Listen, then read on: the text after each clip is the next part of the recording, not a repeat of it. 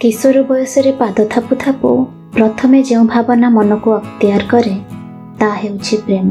आमे समस्ते केबे ना केबे से अनुभव दे गति करिछु। किए ताकू इनफैचुएशन कहे तो कहीं प्योर फॉर्म ऑफ लव कहे। आउ आजिकाली तो निब्बा निब्बी वाला जातेरा कही तार मीम भी बना हेउछि। तेबे एटा प्रकृत रे कौन सेटा तो ताकू जीथिबा लोक ही कहि परिबे। आपणको पाई से अनुभव कौन कमेंट बॉक्स रे लेखिबा को जमा भूलिबेनी। आउ लेखाटी मन को छुईले चैनल को लाइक शेयर और सब्सक्राइब करबा को तो जमा भूलिबेनी। तेबे आजिरो लेखा से 15-17 वर्ष बयस रे हेइथिबा लव ऑफ इनफैचुएशन प्रति उत्सर्ग। ये सही बयसर कथा जेबे आम छड़ा और बाकी समस्त को लगे ए प्रेम बेसी दिन नुहे ए रंग रहिले हेला। तेबे गोटे क्षुद्र वार्तालाप आरंभ आजिर ए कविता।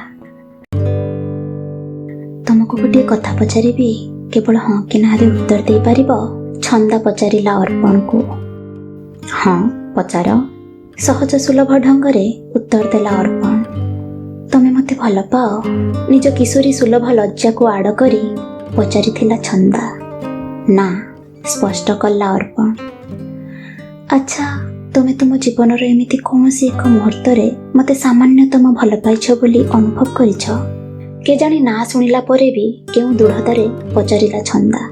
देख सबु प्रश्नर संक्षिप्त उत्तर न थाए जहा को केवल हाँ कि ना रे प्रकाश करि हेबो। थतमत हेई कहिला अर्पण।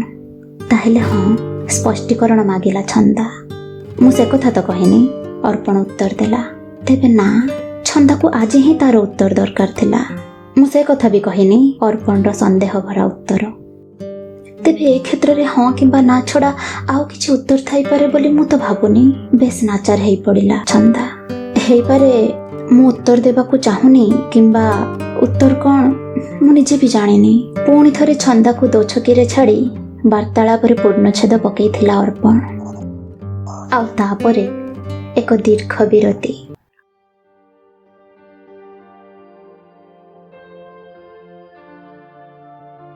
बारंबार मो मन को कहूछि ना तम सह बितेइथिबा से समय को आउ मन पकेइबिनी।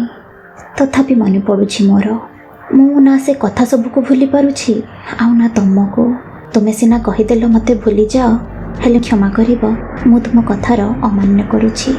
तुमे कहिथांत विष पी दियो तुम हाथरू पी जाती अमृत भावी। तुमे कहिथांत समस्त को भूली आसी जाओ मो पाखकू मु आसी जाती निजर पिंडदान करी। तुमे कहिथांत भगवान को भूली जाओ मु भूली जाइथांती निजको नास्तिक करी।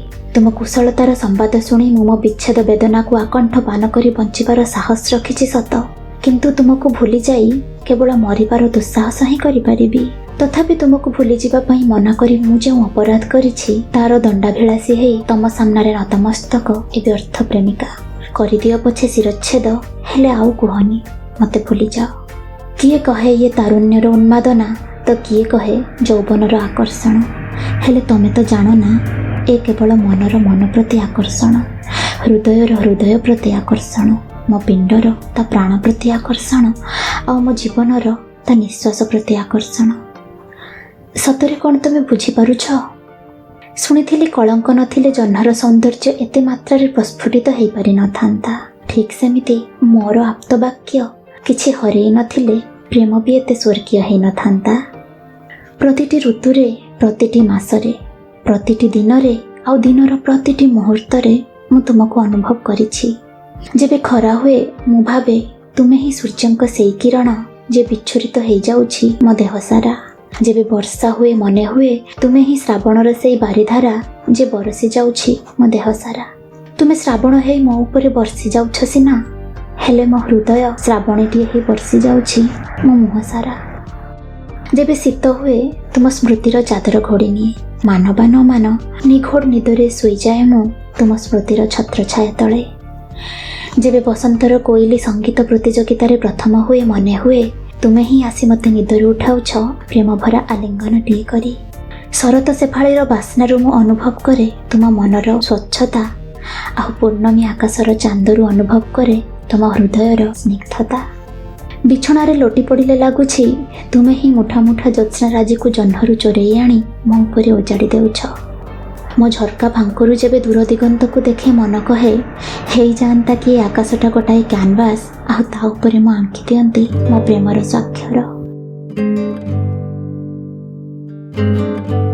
ଶେଖର ଘୋଷଙ୍କ ସେଇ ଗୀତକୁ ତ ମୁଁ ଗାଇପାରିବିନି। ହୃଦୟର ଏଇ ଶୂନ୍ୟତାକୁ ଆଜି ପଚାରି ମୁଁ ଯେବେ ଶୁଣେ, ପ୍ରତାରଣା କିଏ କାହାକୁ ଦେଇଛି, ପ୍ରତିଧ୍ୱନି କହେ ତୁମେ ତୁମେ ତୁମେ। କିନ୍ତୁ ଏତିକି କହିପାରିବି, ହୃଦୟର ଏଇ ଶୂନ୍ୟତାକୁ ଆଜି ପଚାରି ମୁଁ ଯେବେ ଶୁଣେ, ନୀରବ ଯନ୍ତ୍ରଣା ଏ କାହା ପାଇଁ ମୋର, ପ୍ରତିଧ୍ୱନି କହେ ତୁମେ ତୁମେ ତୁମେ।